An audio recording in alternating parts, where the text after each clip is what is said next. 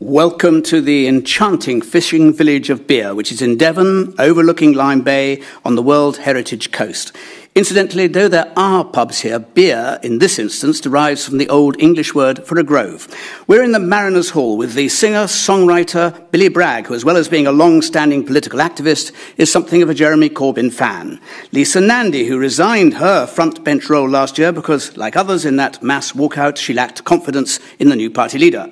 Minette Batters has a farm in Wiltshire where she not only raises cattle but runs a catering business and a wedding venue. In addition, she's the Deputy President of the NFU, the first woman to hold such high office in the Union. With them, memorably described as the member for the 18th century, but now touted by some in his party as a 21st century Prime Minister, Jacob Rees-Mogg. Mr. Rees-Mogg, you've been very coy about all of this. You could say, like Lyndon Johnson, as you remember, said, I do not seek and I would not accept the nomination of my party. Is that your position vis-à-vis the leadership of your party? But you have to remember that Lyndon Johnson was then President of the United States, so the difficulty is that any formulation of words one comes up with, nobody believes. So I can simply say that I am not a candidate, there is no vacancy, and that I have full support and confidence for Mrs May. Yeah, so you leave the door open. Okay. I said there was nothing I could say. We'll go on to our first question, please. John Varley. Should private sector security firms be responsible for our prisons and immigration centres? This follows allegations in Panorama, which is going to be broadcast on BBC One on Monday evening.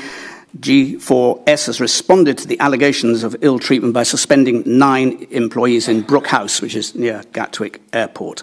Jacob Rees-Mogg? I don't think it really comes down to whether it's run by the private sector or by the public sector. People who are held by the state ought to be held in fair and just conditions.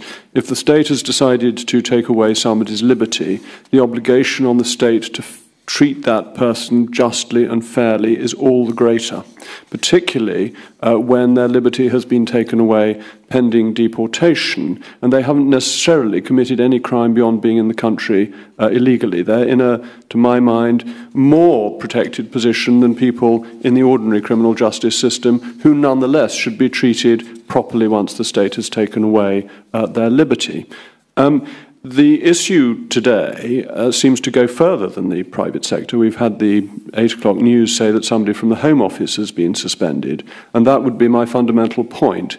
This is not down to whether it's private sector or public sector. It is down to whether or not individuals doing a job for which they are paid abuse the trust that has been put in them. And we need to have systems, and thank heavens we have a free press that investigates these things, that exposes this type of malpractice. And this type of malpractice should not happen wherever it has happened. On to the final point. Is the private sector competent of providing security of this kind? Yes, it is. It can do it efficiently. It can do it competently. But the public sector makes mistakes too. So I think it is a very important message that we do this properly and we treat people fairly, but that we don't jump to the wrong conclusions. Simon Card. Is the public use of the word blackmail in serious and critical negotiations a sign of immaturity, panic, or both? The Trade Secretary, Liam Fox, has used that word, and I'm not going to come to you straight away, but you have used the same word in relation to the chairman of the Commission by saying Mr. Juncker's efforts to extort money from us shows he is an amateur even at blackmail. He is a pound shop Bismarck, arrogant and bullying without the charm. Is the use of the word blackmail a sign of immaturity, panic, or both, or just good knockabout, one might add? Jacob Rees-Mogg, Simon Richard Card, our questioner, wants effectively to know whether you and Liam Fox are immature or panicking, or both, by the use of this word blackmail.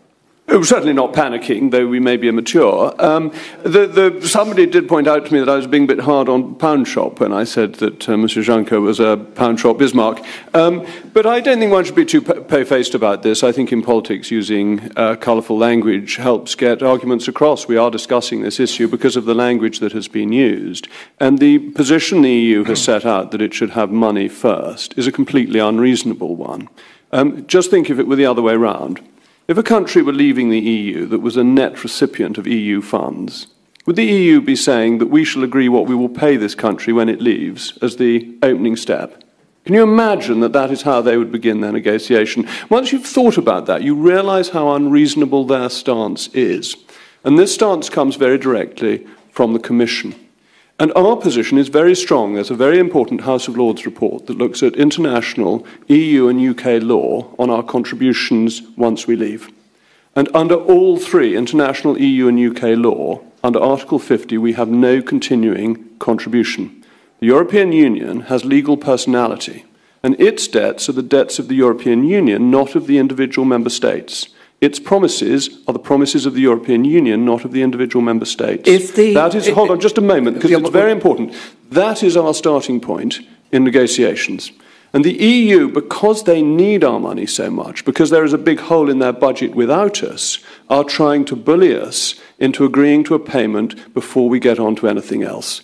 And that seems to me to be quite improper, and I'm not afraid to say so. They want to make, they say, progress. Do you believe that the UK has a moral duty, a term that's actually been used by David Davis, to honour commitments that were made by the 28 when the UK was party to the decisions to provide funding for instance, environmental development, assistance to developing countries? Is there an obligation to do that, or can we discard that, in your view? Well, there is an argument that we may want to continue to contribute under the multi-annual financial framework, which continues up to 2020, which was agreed by unanimity in 2013.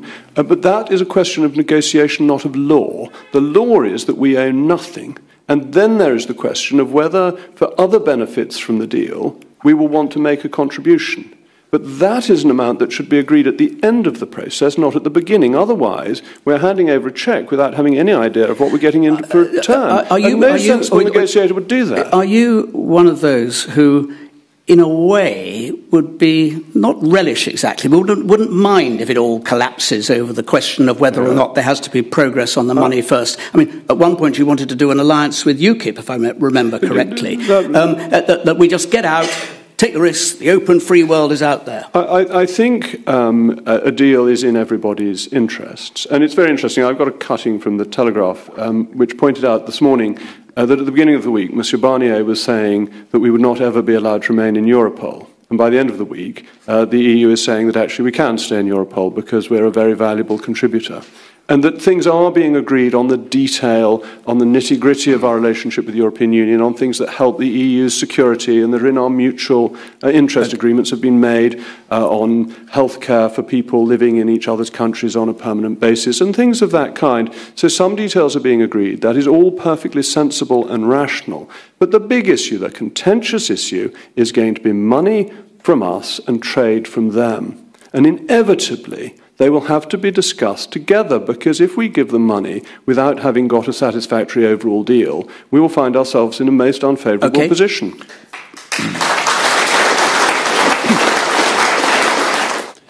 Mike Entwistle.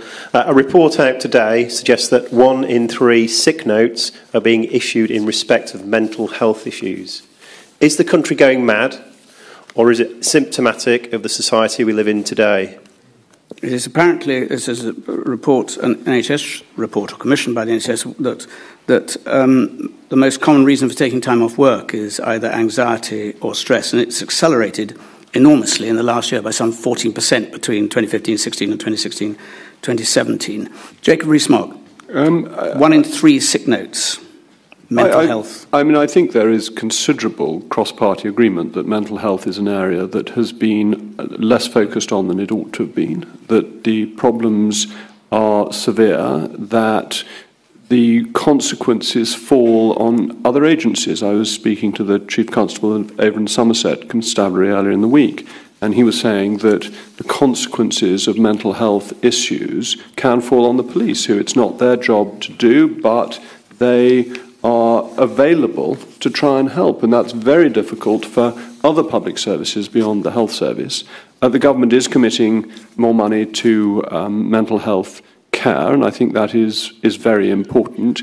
I do agree with Minette that it is to a large extent that people are feeling more comfortable in admitting that they have mental health issues and therefore going to seek the help. But I also agree with Lisa that people come to MPs' constituency surgeries for members of their family who are sent all over the country because it's the only bed that is available, or they don't get entry because the beds are too far away. And this is a really serious problem, and I think it's actually rather encouraging that there is so much cross-party agreement that, first of all, we need it to be recognised as being as serious as physical health, and therefore needing the same level of care and attention, that it therefore does need, and I'm not normally one advocating large dollops of public money, because public money is limited and there are choices that have to be made, but within those choices I think mental health needs to be a priority, and I think this 1 in 3 figure that Mr. Entwistle brought to our attention is a very troubling one, and I think it is recognising something serious.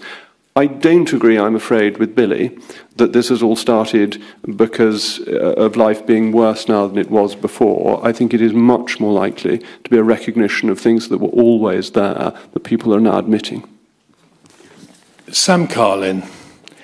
Beer, like many other small villages throughout the country, is gradually dying due to second home owners taking over the houses in the villages. Would not the introduction of a compulsory punitive community charge reduce the rapid rate of these people taking over our villages? This issue of second homes, of course, applies hugely in this part of the world and into Devon and elsewhere in the United Kingdom as well. Jacob Rees-Mogg? No, I don't agree with that. I think that a lot of second-hand ownership brings income into villages, sometimes in depressed areas of the country that would otherwise have very limited income, and that the tourism and knock-on income from second-home ownership. I think really the problem is that we're not building enough houses across the country that are affordable for people to live in, and that the thing we all have to face, particularly those of us who live in the most beautiful parts of the country, and dare I say, I think Somerset is the most beautiful part of the country, but I have the greatest admiration for Devon as well. We have to accept that we are going to have to give up some of our green space to build houses for our children and our grandchildren to live in. What does that do, Jacob, if you're dealing with a small community, a village community like this, and others along the coast and inland that are very beautiful, and people who can afford to, who live in cities and towns, want to get away for the weekend, they want to get away for their holidays?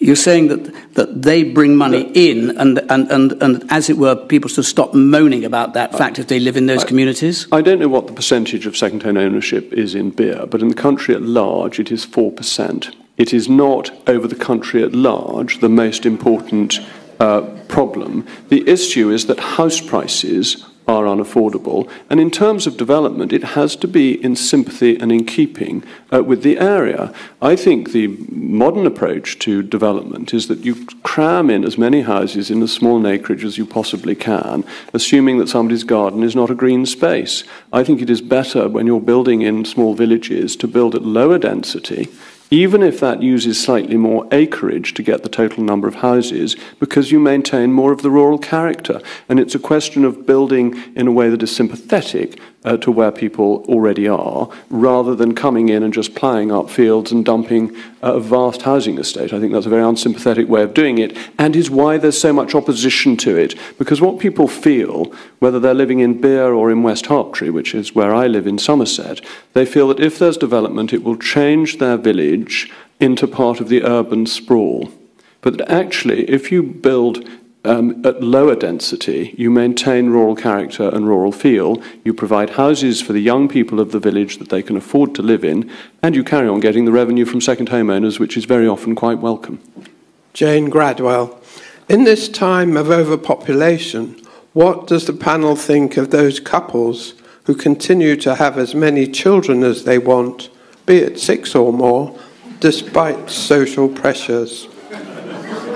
I can't believe that question is narrowly focused. It's a question relating to the global population, but you might want to answer this, Jacob Rees-Mogg, as you look forward to Septimus and Octavia. Well, I'm not sure Mrs. Rees-Mogg does, but before I do, can I tell the audience that this is Mr. Dimbleby's 30th anniversary of presenting any questions?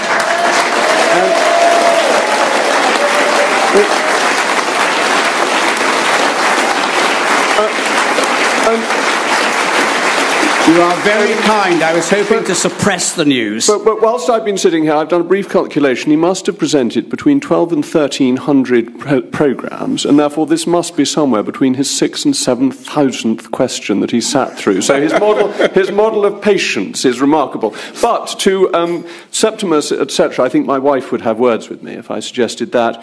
The great thing is that Malthus was wrong. And when Malthus said that population would outpace our ability to feed ourselves in the early 19th century, it turned out that thanks to the good work of our farmers, we've always been able to feed even more than the population that we have produced.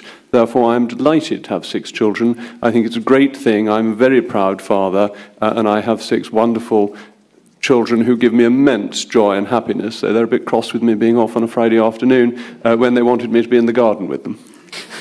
Billy Bragg. I think it's something that fits very well in your public perception as the MP for Downton Abbey. I think you sort of like the whole sort of big family, your lovely estate, driving around in your silver ghost. Did you park it outside tonight or earlier around it? I don't have a silver ghost. If anyone wants to give me one, you know.